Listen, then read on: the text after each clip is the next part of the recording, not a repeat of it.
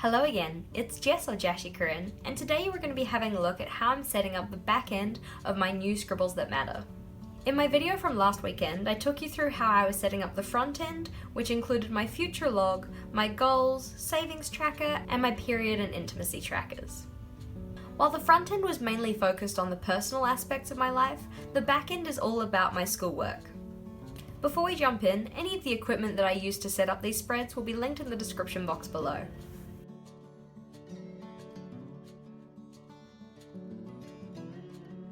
So the first pages I have in my back of journal setup are all to do with preparing myself for the coming of a new term. So you can see on this page here, this is my to-do list for things that I need to get done before term 3 starts. At the moment I'm enjoying the holiday break between terms 2 and 3, but I know there's a whole bunch of stuff that I want to get done before school comes back. This page is my place to record any of those things that I want to get done. You can see that I've grouped these in terms of what subject they're actually to do with. So the classes that I teach are Year 7, 2 Year 8 classes, 2 Year 11 classes, Year 12, and then I have my general tasks to do as well. At the moment, this checklist isn't very big, but I know I do have a lot of other things that I need to get done. On the next pages, I've also left space for my before term 4 and before term 1 checklists. I'm going to be setting these up in a similar way to the term 3 one, but because that's a little bit further away, I haven't got that set up just yet. On the next page I have my class countdown, so this is for the remaining lessons I have for the rest of the year. Each week in my Year 7 and 8 classes has 3 individual lessons.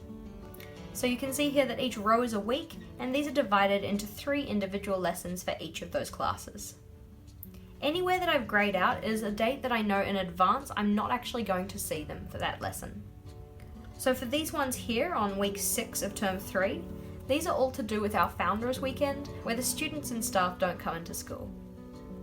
For my senior classes, my 11s and 12s, I have 4 periods with them a week. So we have a similar idea, each row is a week, and each of those is divided into 4 individual lessons for each of those classes. For these ones here, this large section of grayed out boxes for weeks 3 and 4 are because they'll be doing their mock exams. Again on week 6 we have Founders Weekend, and then for week 2 of term 4 we have Labour Weekend. After this we have several pages dedicated to my term planner. I have done a previous video on this, a link to which is in the cards above, but the general idea for this is that for each of the days Monday through Friday, I have 6 periods a day. The colour of the box next to this indicates what lesson I have going on during that time period.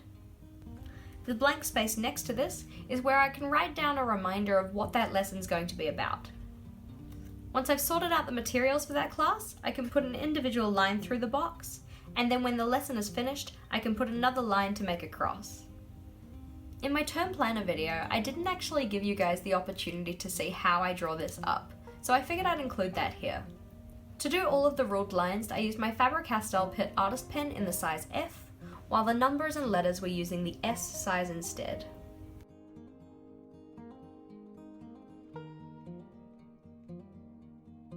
As you can see, I leave 2 columns of boxes on one side to write down the day of the week and the period number, and then each of the weekly columns are 8 boxes across. One of those boxes is left to indicate which class is going to be happening at that time.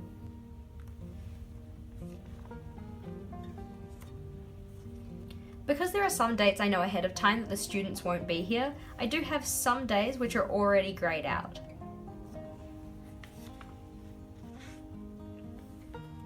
At the end of week 2 in term 4, my senior students are going to be leaving to start their exam leave.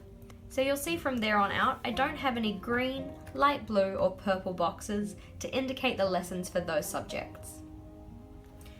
At this stage, because I'm not too sure how the 2 final weeks of school are going to be laid out, I haven't gone and coloured in the periods associated with those weeks. I know that typically the last week is cut slightly shorter so that there's time for staff planning, but because I don't know the details of this yet, I'm just going to leave it blank. The final pages we have in the Scribbles That Matter are a pen test page, which you can see I've started to make good use of,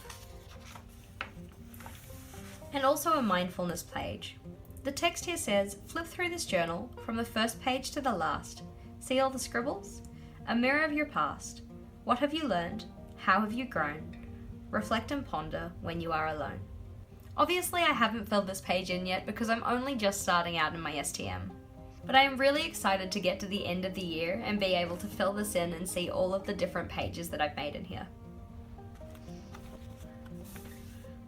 In the very, very back of the Scribbles That Matter, we also have one of the gusseted pockets, which I'm making use of to store some stickers that have day numbers on them. What I typically like to do with these is store any kind of memorabilia or keepsakes that are quite flat that I collect over the life of the journal. Thank you for watching. If you enjoyed today's video, please do make sure to give it a big thumbs up. And if you had any thoughts, comments or feels, please do leave them in the comments section below. If you haven't already, you can subscribe to my channel to see the videos I release every Thursday and Sunday. And until next time, bye!